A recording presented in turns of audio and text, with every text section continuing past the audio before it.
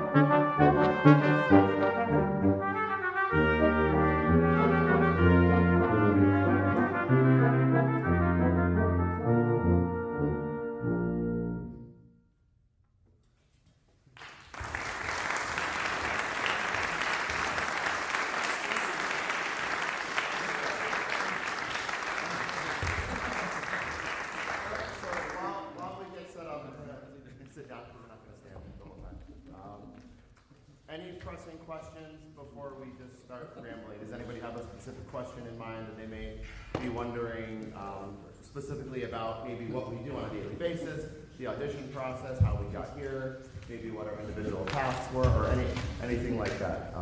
This is the time to bring in and ask a question and just stare at the awkward. Oh, thank you, you two in the back. Yes.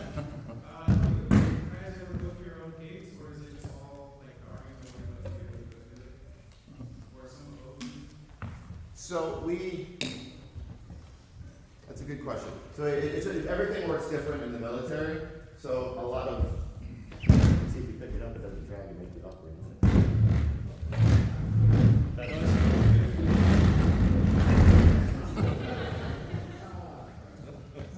I love my job.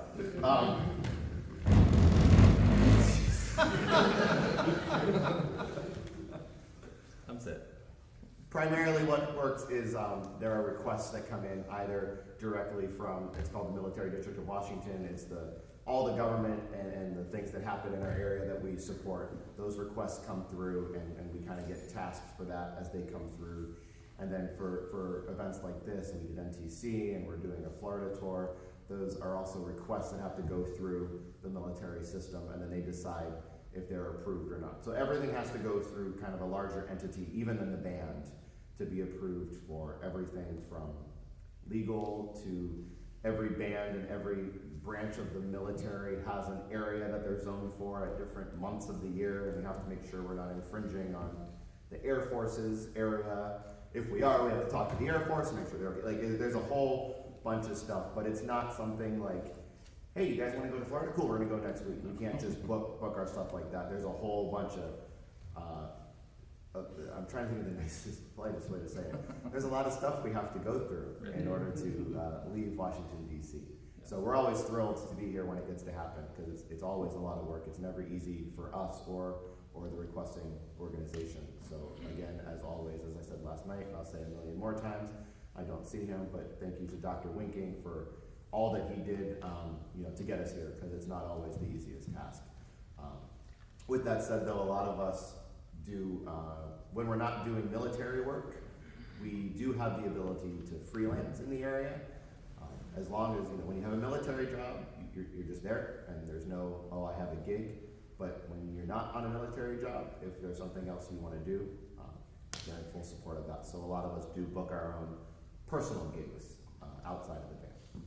I hope that is generally answers your question, because you were kind enough to end the awkward silence. So thank you. There's another hand, yeah. Yeah, I just had a question about this specific quintet, how it is formed from the Persian Stone group. Like, are you all principals of your sections, or is it like, hey, we have a new spot open, who wants to fill it in? Someone else want to answer this one? How the quintet is, Like, how do we get to be in the quintet?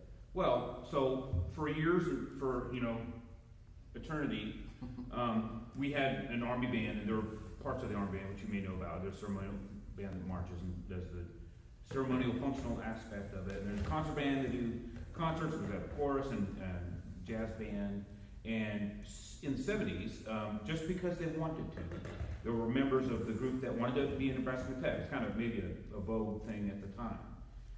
Became popular 60 years ago or whatever. So they got together and they rehearsed, and they did that because their commander at the time, they called it, it's a labor of love, because I ain't going to let you off of any other jobs just to do that. So, but that's what they did. They rehearsed before their other missions, and they went and played concerts, and they slept on people's floors or church floors because they didn't have money, didn't have a budget to do that.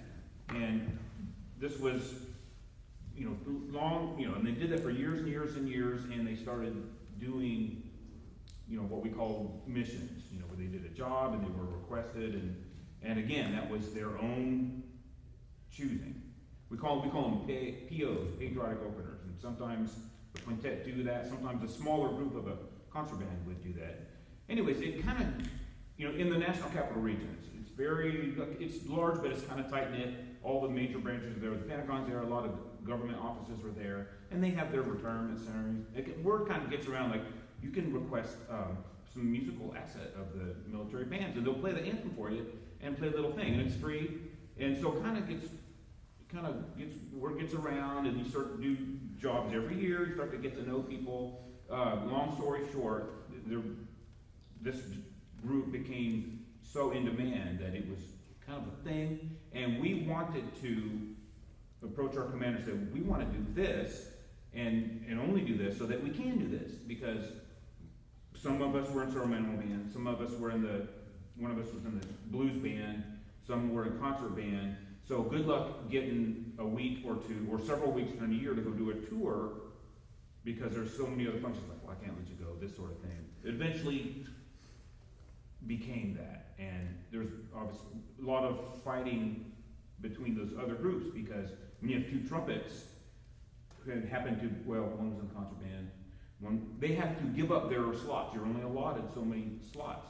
So they had to give that up, and all those people were doing bugle jumps every day and working, and no, they didn't want to do that. But a lot of push and pull, and eventually it happened, and so now we are just the Army Brass Quartet. And when I retire, there will be an opening for tuba in the United States Army Brass Quartet. Not for concert band, although do that every now and then, or ceremonial, although you do that every now and then. But that's what it'll be, and that's how it became that way. I thought we were the only military sanctioned brass quintet, but someone says there's in West Point that has one. I didn't know that, but that's still pretty cool, to have a working brass quintet, and that's all that you have to do. So within the last couple of years, we went from, as John said, I was in ceremonial band, he was in concert band, Rick was in ceremonial band. I know Rick and I each did 15 years or so or more in ceremonial band. So that was our job, and then quintet was on top of that. And what's changed in the last couple of years, and Rick and John were actually proponents and a part of that group that helped push for that. We are now quintet, and on occasion do the other jobs when needed. So it's totally switched, and for the better for us as a group, who now, our job on a daily basis is to rehearse for 2 to 3 hours together. And then if they need help with other jobs or missions, we can go help with that. But we are the group. If a thing comes in for the brass quintet, it's us. It's not we take 5 members from the band, it's us. Now obviously we take leave and we switch people in and out, but this is now a full-time thing, and it's, in my opinion, the best job on the planet. And we can also, talk about how we got out of music school and into a profession, and so just real quick, show of hands, how many people here, and their goal in life is to just play music in an ensemble for money and not be a teacher or anything else? How many people, that's their aim in life?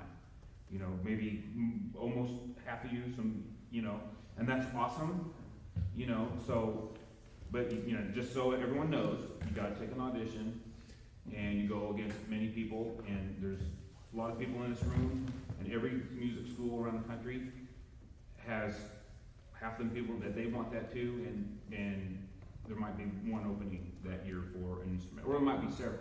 So, just so you know, think of it, and we can talk about what approach we took, but think of it, say, for example, during the Olympics, right? You've got a figure skater. What do they do to get the gold medal? They learn it, eat it, breathe it, love it, live it, and that's all they do. You pour their life into it. Just so we can talk about that, we want you guys to know what it takes to get to that level and all that we have to do, and our motivation, and also just the knowledge of how you sound. And some people play and they think, I'm just gonna get a job, and they maybe don't realize, you have to be aware of how you sound and know how to practice efficiently and get to there. And so, we all have our individual stories, and we talk about our practice techniques and our audition techniques. Some of us probably got lucky and got, a job at our first opportunity. Many people don't. I know people in my, I guess, area who have tried to win a job for most of their life, and they just don't, and they can't. And so, they have to do something else, but they still are excellent musicians. So think of questions you can ask about that and talk about. Yes, sir. How many professional auditions did each of you take before you got the job you currently have? So I went to school and I went to grad school, and near my last semester, graduating from grad school, University of New Mexico, and there's an Air Force Band, San Antonio, and I drove from there and I took it. So I took a field band long time ago. I had no business to do it, but I made a tape that was a doctorate tape good enough to get invited, and they paid for that. So that was a long time ago. And then Air Force Band. I was going to do orchestra or military band, whatever came up. And I'd also did the Army Band before, so that's 3. And so the Air Force Band, I got runner-up, and then a few weeks later said, hey, we're going to hire 2, so if you'd like the job, you can take it. And I thought, that's cool, but there's another, I'm going to take the U.S. Pershing Zone audition. There's another audition coming up, and they pay my student loans, and of course they're the top tier bands. So if I win that, I'll do it. If not, I appreciate it. And so then that was 4. So I took 4. And in that time, there were no orchestral openings because I was working on excerpts too. And I was also working on band excerpts, and we can talk about that too. So if everyone's just playing their Berlioz and their thing, that won't get you as far. There's things to do to prepare for a band audition as well. So I took 4. I think I was about 7 or 8. I had a period of time when I was taking some auditions here and there before I finished my master's. There's maybe like 4 auditions that I took, didn't advance at all. And then once I graduated from my master's, I took about another 3 or 4 and started advancing. Got to the second round. And then I get to the final round. And then finally for the Army Band job, I just got to the end and they offered me a job. I was like, at the time, I honestly had no idea what the ceremonial band did. And I was like, I think I'll take it. I didn't really expect this, and I wasn't planning on going to basic training, but sure. So, turned out to be a good choice, though. But yeah, I was 8-ish, around there. I took 2, and I won them both. There you go.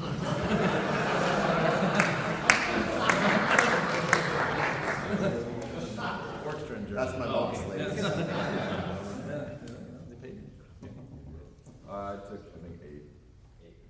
All military bands. I didn't know that. Yeah, First I engine? didn't. I don't know how to play orchestra.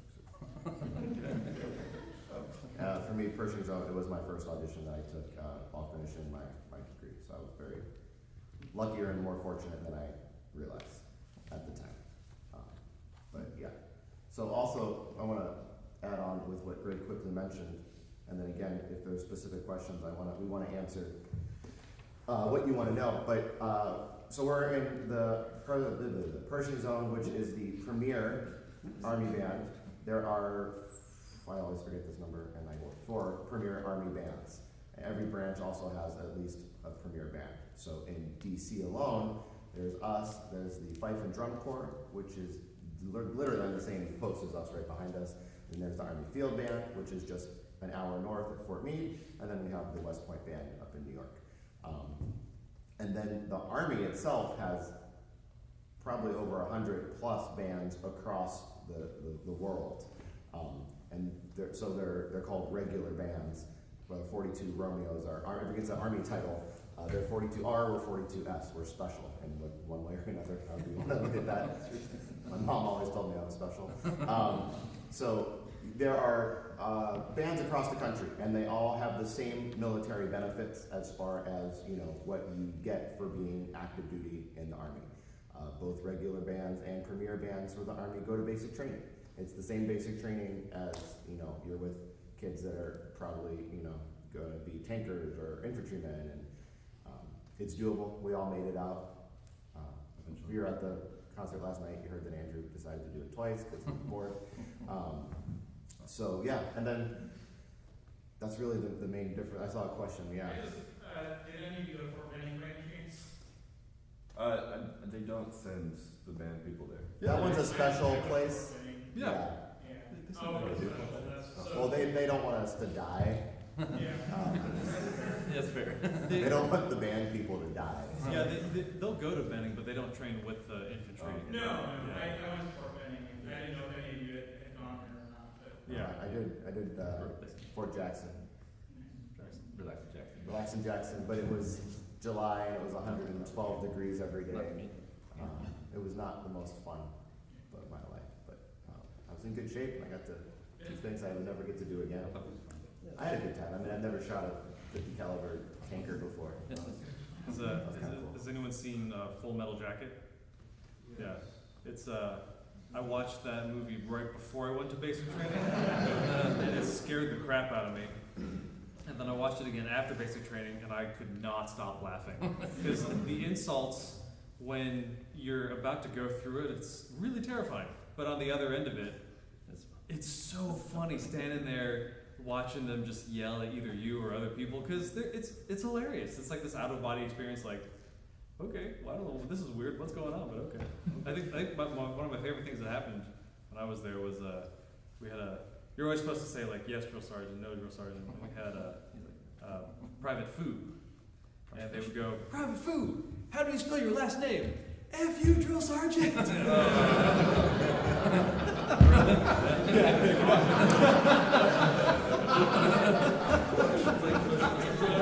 did you say to me? That's pretty bad. When you look back at it, it was actually a really fun 10 weeks. It was a really not fun 25 weeks. If you're gonna go to basic training, don't get hurt and go during the start of a pandemic. Yeah. And then you won't have to do 25 weeks of basic training. Just saying. Any other questions before? Yeah. You had mentioned aspects of audition preparation that are specific to military bands. Could you elaborate on that? Sure. Anybody want? I'll start. I mean, in my general, I'll let everyone else get a say. For me, I don't think it's any different than any other audition. A lot of our excerpts are even the same as orchestral excerpts. We do have orchestral excerpts on the trumpet list. All you trumpet players out there, we have an audition coming up in mid-June, early June. There's like 5 spots. We have a bunch of spots open, so if anyone's interested and wants more details, I'm happy to share that information with you. But our audition list is really no different than any audition list. Maybe we have a couple extra band excerpts, like Outdoor Overture, Some of the Heroes, but Petrushka Pine's pictures, it's all that. So it's not that different than any other audition. A lot of people ask me, well, how do I audition for the military as opposed to an orchestra? You play your best, and you play better than everyone else that day. That's the answer. We're not looking for anything super special. The only one minor thing that I would focus on if you're taking a military band audition is study some marches, both to get that style and concept in your head, because we play marches a very specific way. They're all online, There's no excuse nowadays. This is my old man, like, whatever, if we didn't have, but like, you can just go online and we have every CD we've ever recorded of every march. You can hear how we play it. So listen to it, so if they throw it to you at sight reading, it's not your first time looking at it. Marine Band plays it differently. If you're auditioning for them, listen to their recordings and just have that general in mind. And the preparation is too easy to do if you're willing to take the time to do it. But other than that, we're listening for best sound, best intonation, best style, and the best player at the end of the day. The person that wins our band job that day would have won the job, whatever would have been orchestra or not, because they're the strongest, best overall player. Yeah, and then be prepared for sight reading. There's always sight reading. And section playing. But you do second playing, all kinds of auditions, but sight reading especially, it's probably going to be a march or something. That's what the answer for me was, is that, I don't know of any orchestral that puts sight reading in front. If you're auditioning in tuba for an orchestra, I've never heard of that.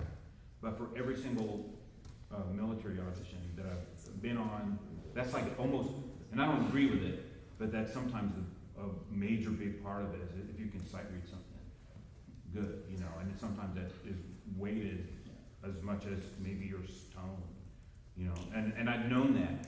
And so during my undergrad years and my grad school years, I went to a library and I made copies of all the band parts that I could. And I had several, probably 4 3-inch binders just full of band transcription parts, of usually orchestral, and also, the lot of the, the Holst and the Staccato Martial and that kind of stuff too. And I would just run them down, just run them down. And all the marches, because my first audition, there's that Colonel Bogey where there's that dogfight, da-da-da-da, and I didn't know what that was. And there was that note, and it was horrible. So I came prepared, and then during the audition that I won, there was the academic festival overture bass part transcribed in some key, whatever. But well, I'd seen that and played it 100 times, and then something else. I can't remember what it was, and there might have been something that I hadn't seen before, but maybe 3 or 4 or 5 of the songs, like, oh, I have that part, I've practiced that. And so to them, I 100% nailed it now. I mean, is that fair? Yeah. Who's laughing now? There's a book out there for trumpet players. It's a red book. It's called like the world's greatest. Whiff, you're smart. What is it? March Music Melodies. March Music Melodies. It's a red book. Buy that book, and in your practice session at the end of every day, read 3 of them down and end the day. And by the time the audition comes up, you'll have seen anything we'd ever throw at you. It's in that book. A lot of people just just take it from. Like repeats and first endings. Some, I can't tell you how many times we're playing with people that maybe have, but then they just don't get it. There's a repeat sign, go to there, or that kind of thing, or a key change. But they'll just flop that stuff down in front of you and go. And kind of do that in the job. Sometimes they will have like a stand to or something, but don't always hit something, and you just have to read through something on the job. So it's not like just testing if you have the skill. It's a really good needed for the job you have to do. A lot of people ask for ceremonial band because, like, a lot of us did many, many years in ceremonial band. And that's the band that is responsible for all the funerals around the National Cemetery, arrivals of dignitaries and whatever. And basically, most of the things you would see, other than a sit-down concert, is from ceremonial band. And people always ask, when do you guys rehearse? When do you guys, have rehearsal? We don't.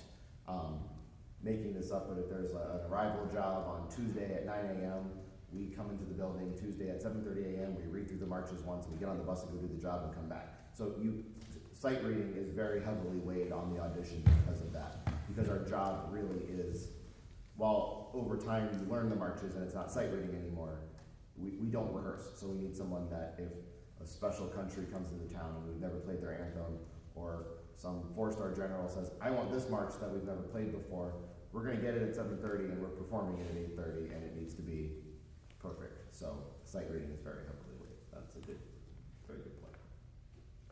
Cool. Any other questions? Yeah. Yeah. How about the specific audition for the quintet? How did that differ from ceremonial or the regular band thing? So when I auditioned, they had a spot open in the quintet and in the concert band. So they had, three rounds. First 2 rounds were the same, and then the final round, there was a list for the quintet, and there was a list for the concert band. So I still had to prepare everything because I didn't know, We choose, what I have to do. we choose it, and it's and then it's all just playing with us, right? Well, there's a solo. Did we have first round? From the most recent person that auditioned for the quintet, they did it differently this time. Where they asked for a solo of your choice to start, and then there was a round of excerpts by myself, and then the final round was an entirely memorized set with the brass quintet, because most of what we do, a lot of our show is often memorized. A lot of the jobs that we go out and do, we end up in these ceremony ballrooms where they put us in like a teeny tiny nook of a corner where even black portable stands don't fit. So we have the general things that we play, a set list that we can go from at any point in time, and it's all memorized. So again, usefulness, and part of the audition is for the use of the job. Why was the audition memorized? Because they need to make sure that someone can memorize it, because most of what we do is from memory. Yeah, you also had to announce a piece, because They put me through the ringer. Yeah. Yeah, It was basically a concert. it was a full concert with the colonel and all the leaders there to make a decision, but, that's how it differed from a normal audition, but it's because that's what that group does. If the Strolling Strings had an audition, or the jazz band, they're gonna ask for different things that is what they do suited to their kind of daily workload, because when we get these jobs, the average person stays at least 20 years, if not 30. So you need to make sure that the person you're about to spend a third of your life with is someone you want there.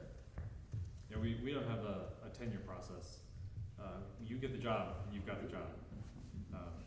You can get kicked out for doing something really, really dumb, but you really gotta try to do that. So. No, we're not telling stories of how people got kicked out. If that's the next follow-up question. Maybe later over a soft drink.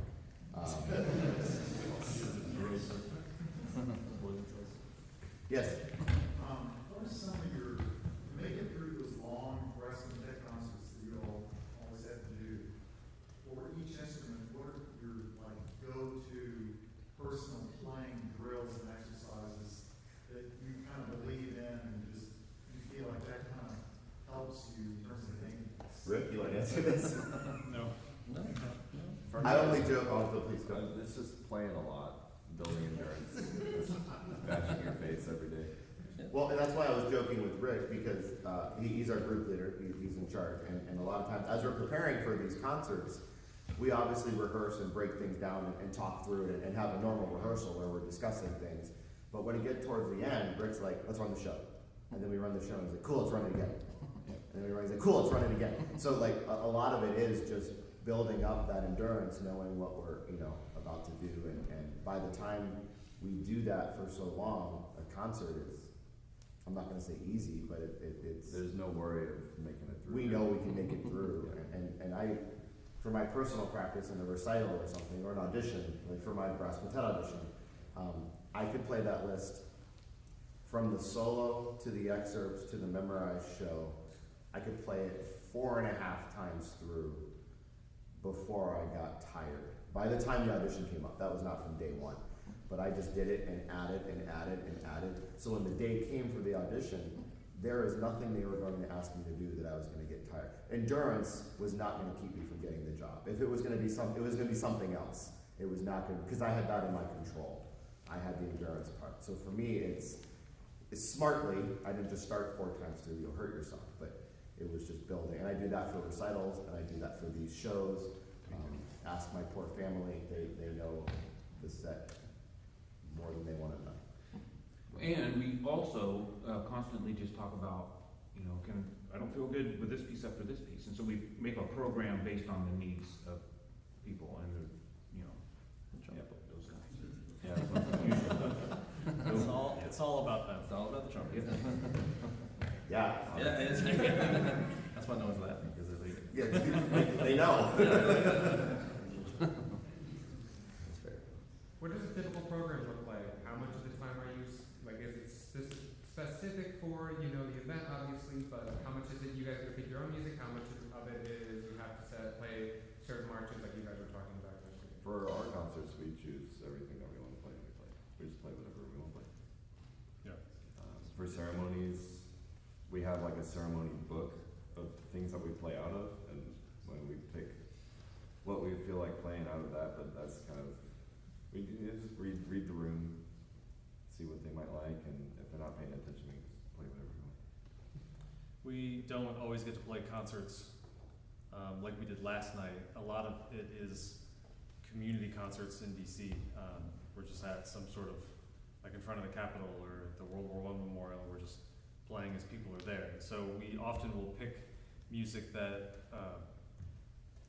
appeals to a much more general audience, which can be great and it can also not be great. We don't get to play a lot of the rap that you heard that all of you played today. We don't really ever touch a lot of that stuff because it's no one's gonna come to the Capitol steps and be like, Gautier, that's nice. They don't care about that. They want to hear Stars and Stripes. They want to hear John Williams. And So most of our programs, a lot of our repertoire is based around that kind of music, and we like to, when we then do concerts like this, we'll take pieces like that we've done, and we'll try to incorporate maybe a story of where we've performed it into that piece that we're going to play. Because not only do we want to present great music, but we also want to tell a great story, and we want to connect with an audience to have some sort of emotional connection other than just, they sounded great. So that's often why we'll pick, some John Williams pieces, or we did, Dancing Queen last night, stuff like that will elicit some sort of emotional response and create that deeper connection. And I think that's also with the group is, why do we, when we're doing these concerts, why are we playing what we're playing? ABQ did ABQ. They did all the new music stuff. That not that you can't do that, but we try to bring something unique to the table so that differentiates us from the other quintets. We don't want to just be another Boston or Canadian or whatever quintet you like and just match what they're doing. So just like Greg said, these things that we can bring stories in, and we've gotten a lot of feedback, like adding the video, if any of you were here last night, where we had scenes from a funeral at Arlington National Cemetery, and we played hymns that we played for those services. Like, no other quintet has that story to tell. So, we're often trying to find things that make our group unique from other ensembles. And yeah, we add other pieces on occasion. Kevin McKee, we did the Coetsier, and we'll do things on occasion, but we really like to, exactly like Greg said, have a story behind it to share, so that we're not just playing music to play brass music. There's meaning behind it, which makes it, I think, more meaningful for us because we have an emotional connection to whatever that came from, and then it also, I feel, translates to an audience as not just coming out and just play, bow, bye, because we've all seen that, and that's only so entertaining for so long. Cool. Do you ever change your performance formation or who speaks? I'm more like that. Do you ever change your formation or who speaks? Yeah. I think last we often whoever speaks is often based on what piece we're playing. Jibo and I do most of the talking, or most of the introductions for pieces, and we have kind of our stories or our ideas and things that we're going to say for a piece. And so I think last night we did fewer of the pieces that I normally introduce and more that he usually introduces, so I spoke less, which is kind of why that happens. And we haven't done a whole lot of moving around within the group, different setups, but we were just, as we were watching a lot of your performance today, we were like, we should try some different setups. We got to kind of mix it up a little bit. Well, when we come in, then we got trumpets on the thing. Yeah, And then when we're behind stands, what change? trumpets are there, but that hadn't always been that way. Yeah. We used to have the trumpets on either side. So I think a lot of that for me is like we haven't played together a lot because I've only been in the group for 3 years and he just joined like a year and a half ago. So we're still like trying to figure out how to gel together. So I like whatever side we're on. I like being next to him just so we can match. But eventually, I think we'll experiment with. Soon he'll want me further away from him. We'll have a lover's spat. But yeah, no, it really was inspiring to see all the groups and all the different things and combinations. Like, oh, that's cool. Yeah, oh, I see what they're doing. I like that.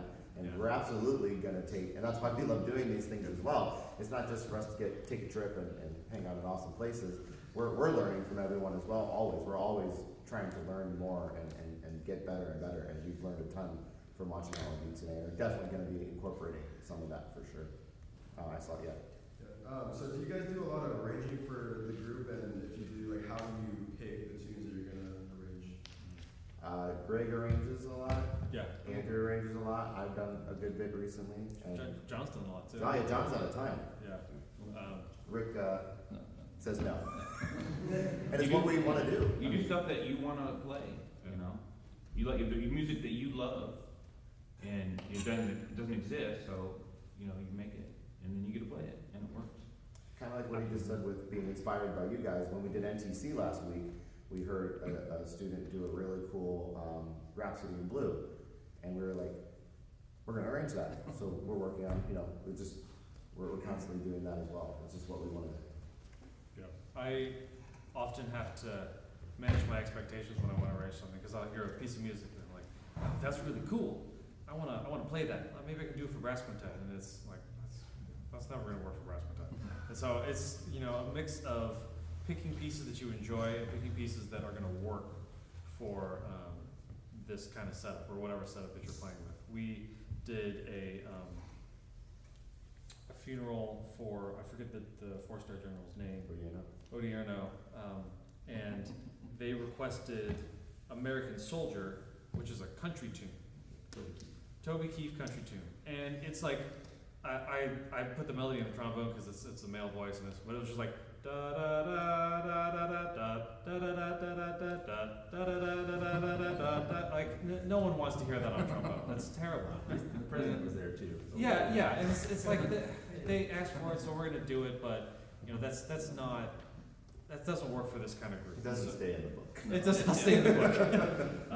So it's just picking pieces that you like and that will work well for the group. And I've found if you aren't currently doing arranging and you want to get into it, a really great way to do it is to pick a march and reduce it for whatever ensemble that you're writing for. Because usually a march is a bass line, a melody, sometimes a counterpart, and offbeats.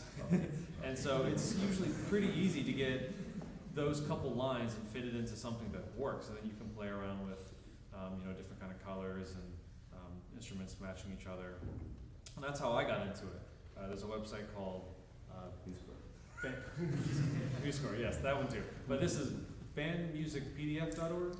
I think it's something like that. And they just have, it's like IMSLP, but for marches. And you can just type the name of a march, and you'll have all the parts. And you can just use that to do an arrangement.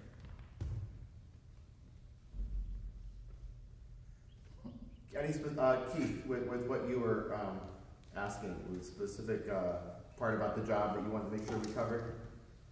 So I was self-alcohol just about the whole process, not for your bands and just for the regular military, somebody, because I know that yours are advertised, you see it all the time, joking, and Yep. but the ones that are the other military bands, or the base bands. If you're interested in the regular band system, which again I said have the same benefits and same pay and same everything, maybe range structure goes slower or faster, but you reach out to a recruiter, which you can go to, I think it's Army Band, we're USArmyBand.com. Google Army Bands and it'll say, it'll be the band system, and it'll just not be Pershing Zone. And you reach out to someone, there's different soldiers that are recruiters assigned to each area for the bands. And oftentimes, like next week when we're traveling in Florida, we're going with one of those individuals. They have us go on tours with them often when there are schools they want to reach that they can't usually get into. Because if they just get a phone call, hi, I'm an Army recruiter, can I come to your school? It's like, click. It doesn't really go very well because people get terrified that they're going to somehow automatically get signed up and be in basic training the next morning and not know what happened. So we work alongside them a lot, and we have all connections with different professors and teachers, and going to Rice in a few days where Greg graduated from, so we have easy ins to a lot of those places. So we'll go there, and then we'll bring a regular band recruiter who will talk to students about the options. But if you don't see it there, you can reach out online, and I can't speak 100%, and correct me if I'm wrong, but if you show interest, they will just basically schedule an audition with you, ask you to play some excerpts, some scales, maybe some sight reading. They'll make sure you're within general physical shape and nothing that's going to keep you from being not able to enlist in the military. There are certain heart conditions, asthma, breathing, things that if you go to basic training, you could die. They won't let you join the Army. And as long as you clear the health, you go to MEPS, the military processing with the medical. And if you pass that and you pass their audition, you go to basic training. They'll figure out all the logistics for you, and you sign a contract and start in the regular band system. And they move around sometimes more. We're permanent station, so all the premier bands are permanent station. And that's military lingo, but we're in the Pershing zone, we're in Washington DC, and as long as we are in the band, we will never be sent anywhere else. We are there for our career. The other bands that are not the special bands can and often do transfer across different bands across the world. So, you know, if you're young, single, and want to travel and don't, you know, not tied down to having a family in one place and you want to see the world and get paid for it, the Army band system is an awesome option. I mean, it's all the same benefits and you get to see places all across the world as a musician. In my knowledge, that's all I know of the differences. But You mean like for the like how their audition process, I think that's mainly how it works. Yes. Yeah. So they don't have a cattle call audition. They will schedule an audition where a band liaison will come to you, or you'll go to them or meet somewhere, and you'll do a recorded in-person audition. They'll ask you to play a few things, ask you a couple questions, and then they go back and they do their review or whatever, and they give you a score on their, they call it an AMPA, Army Music Proficiency Assessment. And if you get a certain score, they have like a grading rubric, and if you get a certain score, then you're deemed eligible to join the military for music. So it's not, you don't show up in the morning and wait around for a couple hours to play 2 minutes. It's a little bit more personalized and worth your time, which is nice. Kind of follow that up, and related to that, so I've heard of people that have gone into and get into bass band, I'm not sure what you call, and then they'll audition for like Pershings, and Yep. you know anybody's in it, how that process works, so. as it works right now, they're advanced to the semifinal round being a already active duty member of an Army band. Automatically advanced. Not to the finals, but currently it's to the semifinals. There could be case by case, but as it stands, as of today for our audition in June, if a regular bandsman wants to audition, they're in the semifinals. They don't have to do the preliminary round because they've already shown enough, and it's kind of like a mutual respect and understanding that they're in the system. They get to skip the first round and then go from there.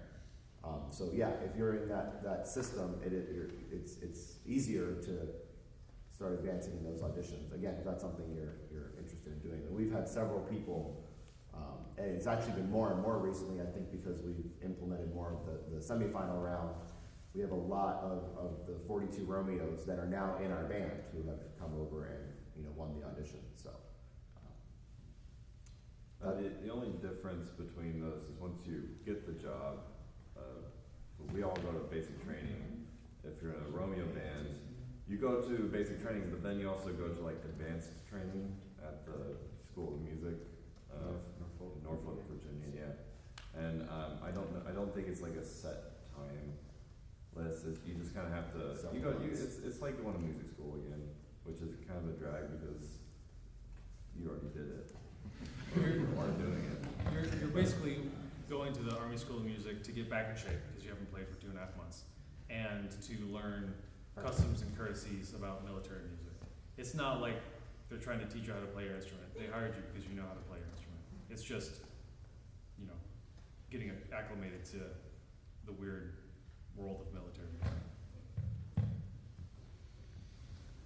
And it's only like 10 weeks. It's not long. 10 or 12 weeks. Yeah, it doesn't take a long time. Yeah, because you just don't know things like when you walk by an officer and you're in uniform and you're outside, what do you do? Like, you salute him, what do you say? And those things don't sound like that big of a deal, but in the military pecking order, if you get it wrong, it's not good.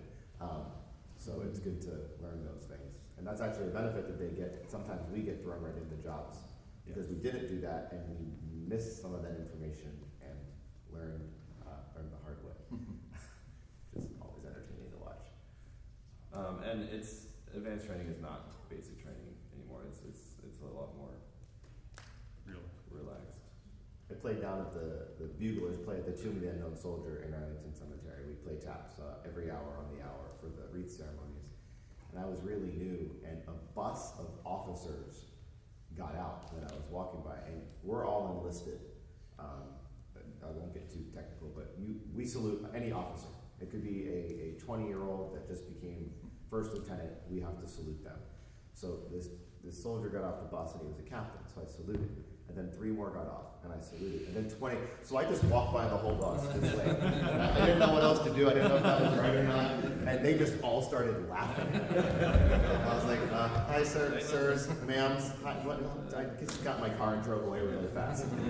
So I was respectful, so I did the salute, but they thought it was hilarious because they just kept coming out, and I was like chopping, and it was a good moment.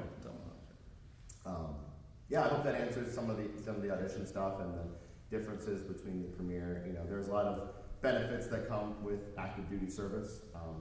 You know, things that you don't always think about being younger students at the time. Healthcare is amazing. Our healthcare carries down to our families. So I have a wife and 2 young children, and they are fully covered under me for everything. The one example I always give is not always, you know, not to. Anyway, one of my best friends in the band, his wife had cancer, and you know, had hundreds of thousands of dollars in treatment. She's fine, she's great, she's healthy, she's perfect. They got a bill for $0 for all of that. So that is the benefits of healthcare of being in the military. Now, you don't obviously want to plan or you know, expect that or not, but to know that my family and my children are protected 100%, and if anything happened, their coverage is going to be taken care of without us having to panic about finances is really big perk. Pretty big deal. So that's one of the big things that come with our job that doesn't come with every job. Yeah, Keith. Sorry, another perk, I think is this, does the Army still pay if you have outrageous loans? Is there? They currently do not. They have, and they may again at some point. The month that I got in, I think, was the last that they did it. Got it? Mm-hmm. So what he's talking about at the time, they paid $72,000 of my student loans. Gone. Like, they wrote it over 3 checks, and I had $60,000 in student loans, so they wrote off a $20,000 check each year. You got on big top of- taxes on it. I think whatever, paid a few $100 on it, but they wiped out $60,000 in my loan on top of my salary and everything else, which, again, pretty awesome. I mean, I was okay with that. And I'm trying to think of the bigger, you know, active duty benefits. 10% off at Home Depot. 15 at Lululemon. Oh. If you weren't going to invest, but you are now because of Home Depot, that's awesome. Totally worth it. Is anyone interested in taking military band auditions or have? Or? Yeah. I see some trumpet players. Are we going to see you in June? May, June, whatever the audition is? Yeah? Good. And I always say this, especially, you know, I'm not on the panel, so I can say this. If anyone wants to reach out and send stuff, have a listen, ask for comments, ask for feedback of kind of, you know, how we do and what we listen, I'm always open and happy to do that. You're never bothering me. I actually really enjoy doing that, and I'm happy to help. So if you have any questions, either about the playing portion or just questions along the way that you have, you're not bothering me, find me on the social web here or something. I'm always happy to help and listen. I do that a lot for different people, and whether it helps or not, I'm not sure. But I was going to send you, but I didn't want to bother you. I like it, and I'm happy to help anybody. So. Does anyone have any questions or curiosities about basic training and what goes on there, what you go through? No? No one wants to hear about the gas chamber? Okay. You're laughing, there's a gas chamber. If you're short, it's not bad. If you're short. Because the gas is lighter than air, so it floats. So I get it real bad, and you're probably fine. You're totally fine. You put a mask on. This is easy. I'll get you for that later. We're ready now. You'll have to go through the same basic training as everybody else, and like during that time, can you practice, or like how does that? Do you usually take 2 months off? Yeah, 10 weeks, no horn, no mouthpiece. Yeah. There's time when you get to the band. They give you time to get back in shape, and then you have a lot of other stuff you have to do. But they're not just gonna kill you. Here's a concert. Go ahead. Yeah, it's all like, you're lead on this chart on this concert, so have fun. But And it's, I remember panicking in the beginning because I was in you know, grad student audition mode, and like, you can't take a day off, because I always had drilled into my head, if you took a day off, someone else is practicing and they're gonna be better than you. So I can't take a day off. I literally couldn't take a day off, and you want me to take 10 weeks off? Like I went to weird places in my head. It's a really nice break. You just have to approach it. There's nothing you can do about it. So if you're gonna do it, just enjoy it, take the time off, and slowly and smartly get back in shape. And it's a great time where if there were some things that, you know, you weren't thrilled with, and it's a great time to reset and just come back, kind of, you know, fix some habits. That's how I went about it. And I, shockingly, the first time I picked up the horn to play, it was not bad, which was mind-blowing to me, because in my mind I was never going to be able to play again. You're not gonna lose it. It doesn't go away in 10 weeks. I mean, you're not going to be able to play a show, but it's there, and you just, a couple minutes a day, slowly build it back up. You're tired after a couple minutes. Yeah, I was tired after 5 minutes, but I mean, you know. Yeah, other than that, any other questions? I love you, Keith, you're doing great. No, I'm just saying about. Oh, he's saying shut up. Okay, got it. So, We're done. if there are any final questions, we'll answer them. If they're not, we're here, we're around. You can come up and ask any questions, and we'll see you tonight.